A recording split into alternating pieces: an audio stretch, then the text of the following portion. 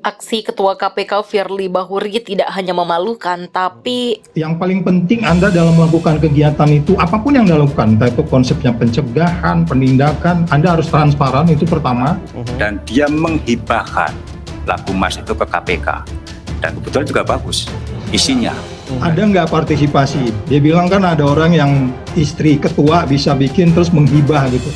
Terus kalau ada orang dari ujung Papua menghibah, diterima nggak? Nuansanya isinya itu betul-betul bisa membangkitkan semangat kami ya untuk mencintai KPK. Tapi yang paling penting adalah, saya katakan tadi, di dalam melakukan apapun Anda di dalam memberantas korupsi, prinsip-prinsip yang saya sebutkan tadi itu harus ada. Himne terbaik dan Mars terbaik itu tidak terletak di himne, tidak terletak di Mars, letaknya di kinerja.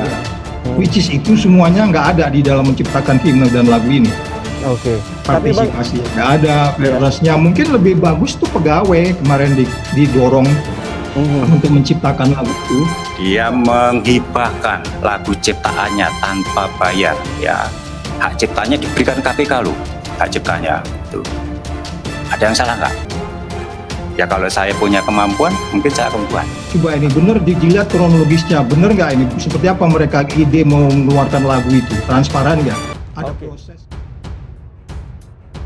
Direktur Lingkar Madani Indonesia atau Lima Indonesia Rai Rangkuti menyoroti keras perihal peluncuran lagu Mars dan himne lembaga anti rasuah yang dibuat oleh istri Ketua Komisi Pemberantasan Korupsi atau KPK Firly Bahuri, yakni Ardina Syafitri. Diketahui kegiatan peluncuran yang berlangsung di gedung penunjang KPK itu dibarengi dengan penyerahan hak cipta secara langsung oleh Menteri Hukum dan HAM Yasona Lauli. Menurutnya, kegiatan itu sangat memalukan dan menganggap adanya unsur nepotisme. Bukan saja memalukan, tapi sekaligus menyempitkan makna nepotisme, konflik kepentingan, dan transparansi dari etika pejabat publik, ujar Rai kepada Genpi.co pada Minggu.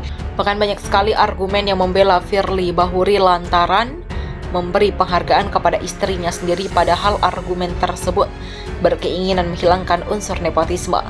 Bukan sebagai argumen atau sekedar pembelaan saja, tetapi juga berpotensi meminimalisasi praktik nepotisme dan menjauhkan diri dari praktik konflik kepentingan, begitulah terangnya.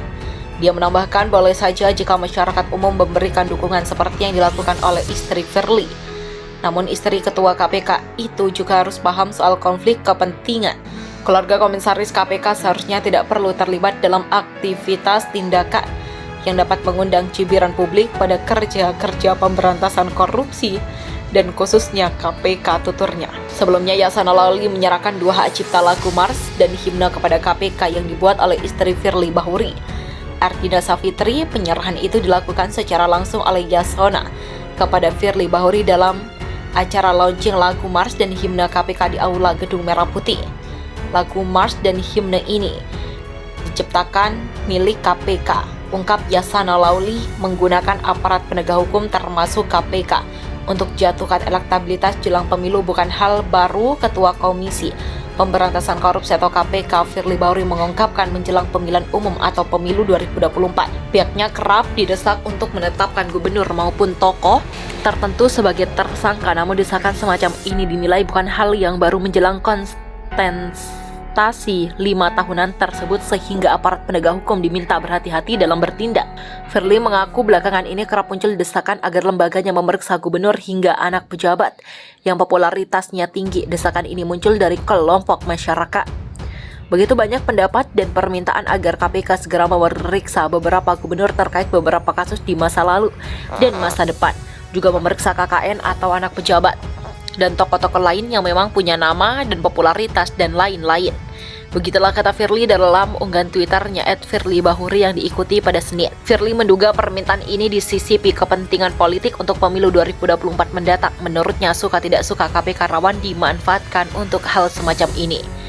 Tekanan publik ini, terutama media sosial, menurut catatan saya, sangat terkait dengan situasi politik menjelang pemilu 2024, ungkapnya.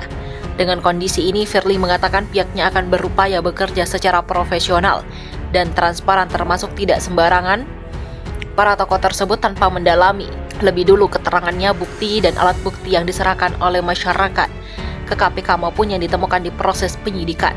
KPK memastikan bahwa setiap informasi dari masyarakat pasti mendapatkan perhatian, tulis ex-deputi penindakan KPK itu.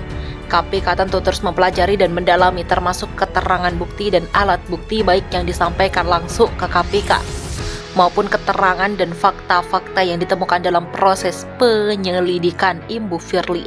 Pernyataan Firly tentang adanya upaya menarik KPK maupun aparat penegak hukum lain ke pusaran politik jelang pemilu 2024 adalah hal yang lazim terjadi. Direktur Eksekutif Indonesia Political Review Ujang Komarudin bahkan mengatakan, langkah semacam ini sebenarnya sudah lama terjadi. Itu pun terjadi sejak lama, ini bukan yang pertama kali institusi hukum seperti KPK, Kepolisian dan Kejaksaan Agung mungkin saja dimanfaatkan atau digunakan pihak tertentu untuk menghancurkan lawan politik, kata Ujang saat dihubungi FOI. Pengamat politik juga mengatakan upaya tersebut bahkan menjadi pola yang biasa digunakan untuk menjatuhkan elektabilitas nama tertentu. Sehingga Ujang bilang bukan tak mungkin pemilu 2024 nanti akan ada kejadian serupa. Yang menjatuhkan nama-nama tersebut itu pola umum dan bukan rahasia karena para capres itu atau cawapres, termasuk calon kepala daerah itu akan hancur jika dihajar oleh penegak hukum. Seperti KPK, kalau mereka ditangkap KPK bisa habis harapan sosok populer untuk bisa naik tingkat tegasnya.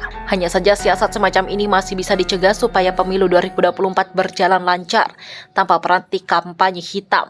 Salah satunya dengan membiarkan aparat penegak hukum bekerja sesuai tugas dan fungsi pokok mereka. Selain itu, aparat penegak hukum juga diminta bekerja sesuai aturan dan tidak berat terhadap nama-nama tertentu. Kerja profesional saja, kerja sesuai aturan perundang-undangan saja. Begitulah pungkas Ujang.